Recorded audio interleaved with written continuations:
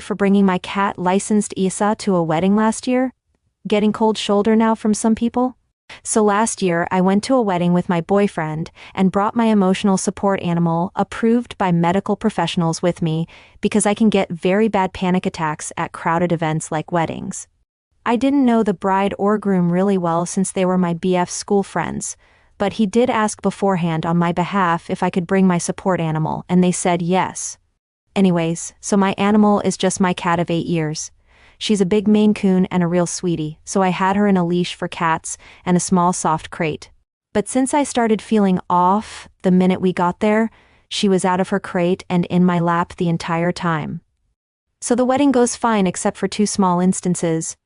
During the ceremony, my cat at one point wanted to groom herself and made light tinkling sounds because of the leash she had on and her fidgeting.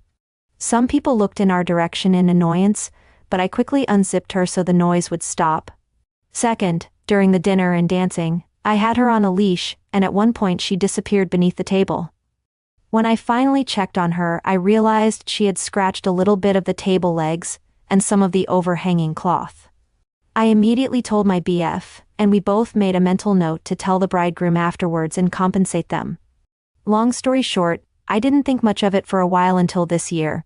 My BF and I are temporarily back in his hometown for a while, and he wanted to hang with these friends again.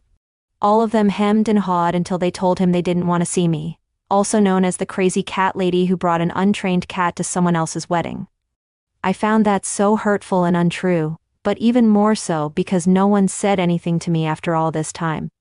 So, comment 1 there is no such thing as a licensed ESA. I have an ESA. All you need is a letter from a therapist or a doctor. ESAs also require 0 training, 0 registration, and only receive limited rights in terms of public transportation and private tenancy agreements. ESAs have no public access rights.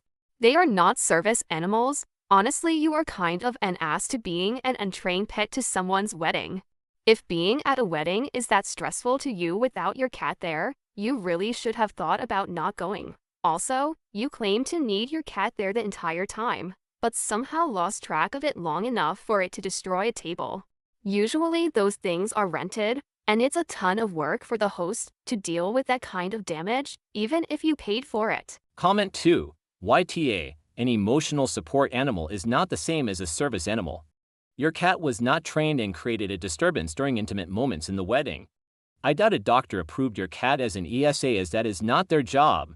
They are the ones to diagnose you and recommend a service animal for your disability if you have one. Emotional service animals and comfort animals are not service animals under Title I and Title III of the AITA. Although you received permission from the bride and groom, it must have been given under the impression your cat was trained, which your cat is not. Comment 3. AITA, your cat is untrained and not a service animal. It's basically providing the same function for you that a stuffed animal does for a toddler. It's inappropriate and obtrusive for you to bring your cat to a wedding. Loads of people are allergic to cats. Cat shed and people are wearing fancy outfits that will need dry cleaning if they get cat hair on them. Your cat literally destroyed other people's property, so you didn't even fully watch her appropriately. If you can't leave your house without an emotional crutch you don't have under control and isn't trained, then stay home. You are totally a crazy cat lady. Comment for note. I have an ESA. Judgment.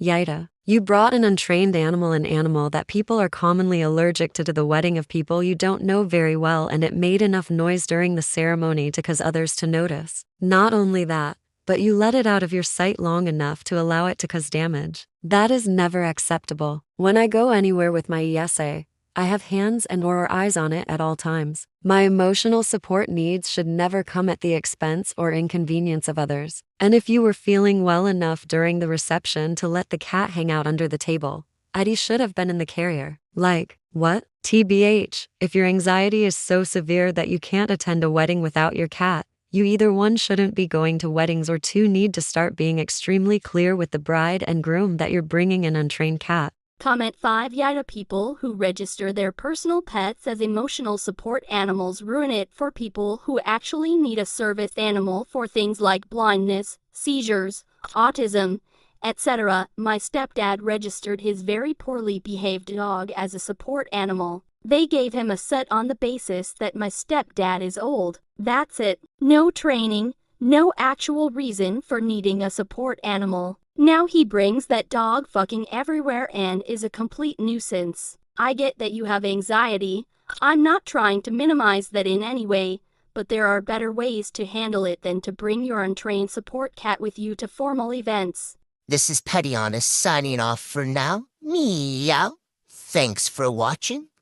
Please like, share, and subscribe, and all that good stuff. Don't forget to leave your honest thoughts in the comment section below. We love a good juicy thought.